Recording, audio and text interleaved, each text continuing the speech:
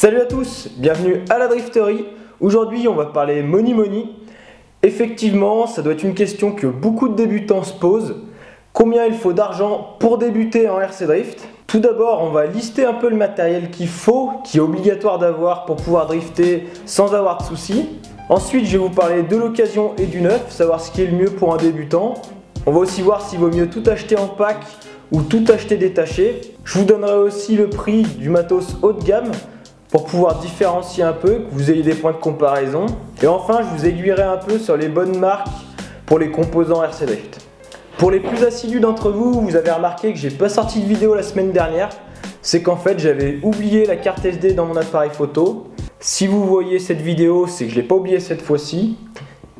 Donc ça m'a fait une petite semaine de vacances niveau montage. Ça m'a permis de prendre du recul un peu sur la chaîne. J'espère que ce sera bénéfique pour l'avenir.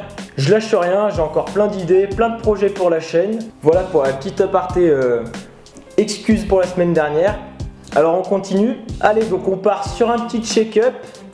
Qu'est-ce qu'il faut pour faire du RC Drift? Tout d'abord, forcément un châssis, c'est la structure, c'est la base de la voiture. Ensuite l'électronique, donc là il y a plusieurs parties.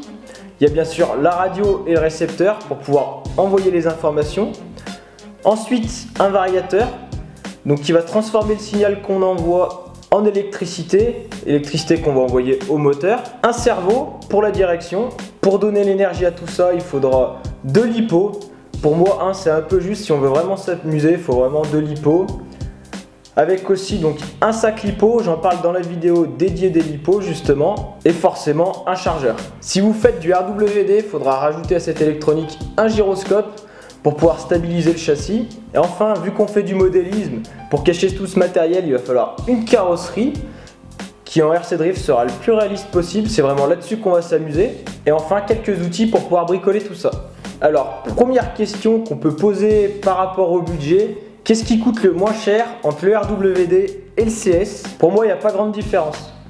Un châssis RWD sera un peu moins cher qu'un châssis CS car il n'y aura pas toute la transmission centrale et avant. Par contre, il y aura un gyro à acheter, donc ça va être minimum 25 €, voire 50 sur un bon gyro à rajouter. Donc ça fait l'équilibre. C'est pas le coût qui va déterminer votre choix entre le CS et le RWD. Et pour le reste de la question, je traiterai pas ça dans cette vidéo, sinon ça va me tenir un peu longtemps. Ensuite, l'occasion. Est-ce un bon choix pour débuter? Pour moi, carrément. L'avantage, le premier avantage, c'est que vous allez acheter du matos. Vous ne savez pas encore si vous voulez vraiment faire beaucoup de RC Drift ou si ça va passer au bout de 2 semaines. Donc vous allez pouvoir acheter d'un matériel un peu moins cher que du neuf forcément. Et en plus pouvoir le revendre quasiment au même prix que vous l'avez acheté. Par exemple, si vous achetez du matériel qui a 3 ans, que vous le gardez 2 mois, vous n'allez pas beaucoup l'user. Donc vous allez vendre presque le même tarif que vous l'avez acheté. Et vous n'allez pas perdre d'argent dans la manœuvre. Si vous achetez du neuf, ça va vous coûter bien plus cher. Et en plus, dès que vous allez le revendre, même si c'est peu usé, ça aura perdu énormément de valeur. Pour ceux qui hésitent un peu à acheter de l'occasion par rapport au passé du matériel, sachez que la plupart des RC Drifters sont assez soigneux. Bien sûr, il y a des mauvaises affaires, comme partout. Donc demandez bien des photos en plus, payez uniquement par PayPal, c'est le lien le plus sécurisé, ou en tête-à-tête, et faites attention aux mauvaises affaires. Si vous pouvez demander des conseils à quelqu'un qui est déjà dans le RC Drift, c'est mieux. Sachant que le RC Drift est une petite communauté, donc si vous connaissez quelqu'un qui est impliqué dans cette communauté, il connaîtra énormément de monde et il pourra savoir si la personne est effectivement soigneuse ou non. A savoir que sur Facebook, il y a pas mal de groupes de vente de RC Drift, comme par exemple RC Drift Exchange et RC Drift d'Île-France. Je vous invite vraiment à aller sur ces 2 groupes si vous voulez acheter du matériel. Il en existe d'autres, mais ils apparaîtront en suggestion si vous vous mettez dans ces 2 groupes. L'avantage, c'est que si quelqu'un met vraiment une mauvaise annonce ou à un prix trop cher, normalement il va y avoir des commentaires l'indiquant, et si c'est une bonne affaire, il y aura aussi des commentaires indiquant que c'est vraiment une bonne affaire. Bien sûr, je vous mettrai les liens en description pour que vous n'ayez pas trop à chercher. Sur de l'occasion, je vous conseille vraiment d'acheter des packs complets. Par exemple, une personne qui arrête le RC Drift ou qui veut passer sur du matos un peu au-dessus, va tout revendre son matos actuel. Donc ça pourra démarrer aux alentours des 200 € si c'est un matos un peu bas de gamme ou ancien. Ça peut être bien si vous êtes un peu ric-rac. Sinon, pour être bien, je pense vers 300-400 €, il y a vraiment des bons packs pour débuter avec du bon matos. Évolutif, ça veut dire que le châssis, par exemple, s'il est en plastique, petit à petit, vous pourrez rajouter des options, du carbone, de l'alu. Là aussi, j'ai fait une vidéo là-dessus. qui devrait s'afficher par là. Donc pour moi, le mieux à faire pour les débutants, c'est vraiment l'occasion. Mais je vais quand même parler du neuf. Alors le neuf, bien sûr, il y a des avantages. On a moins de chances de faire des mauvaises affaires.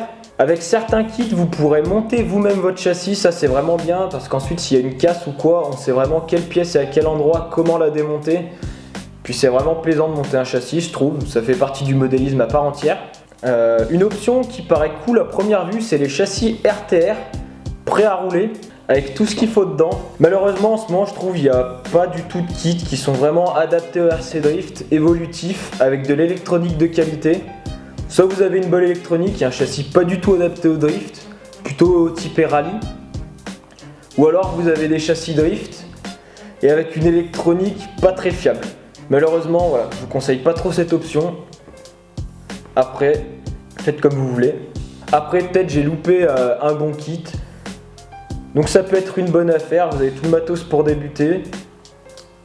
Mais il n'y a rien de 100% adapté, 100% bien je trouve pour le moment. Donc si vous achetez neuf, il faudra sûrement que vous achetiez tout séparé. Là ça peut vite être coûteux, comptez entre 400 et 500 € pour avoir du bon matos, qu'il y a un réel avantage à acheter du neuf. Et pensez à l'évolutivité sur du matos neuf. Comme je disais, que vous puissiez changer les options sans tout changer. Comme je disais, sur du matos de base, on peut tout avoir autour de 450-500 €. Maintenant je vais vous dire un peu les tarifs de tout ce qui est haut de gamme, ce qui est utilisé en général en compétition. Bien sûr, en RC Drift, vous pouvez faire des compétitions sans avoir forcément un super matos. Je pense que je suis assez bien placé pour dire ça. C'est vraiment les réglages et le pilote qui vont faire une bonne cohésion. Le drift, c'est pas une course, on n'a pas besoin d'un truc hyper puissant. C'est vraiment l'équilibre de tout ce qui sera matos et du pilote. Donc comme promis, je vais vous dire un peu combien ça coûte du matos haut de gamme. Vous allez voir que ça peut vite être beaucoup. Alors bien sûr, il y a du milieu de gamme entre les tarifs que je vous disais avant et ceux-là. Donc pour un châssis pro, il faudra compter 400-500 € juste pour le châssis.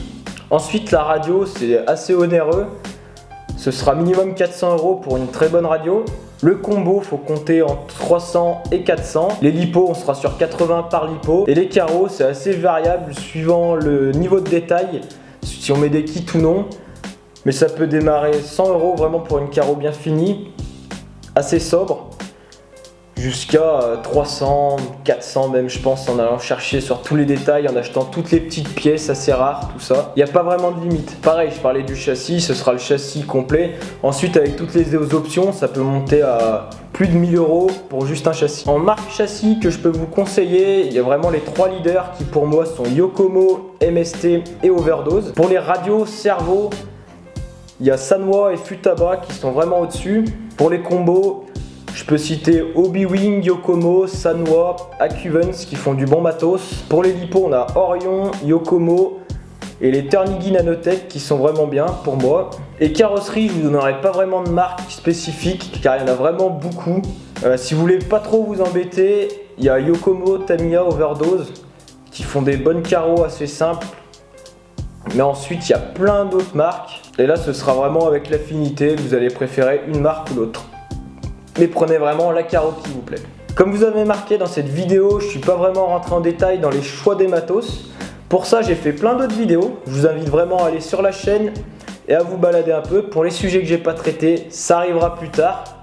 Donc abonnez-vous si vous voulez pas les louper. Si vous avez une question, une remarque, mettez-le dans les commentaires. Moi, je vous dis à la semaine prochaine. Salut!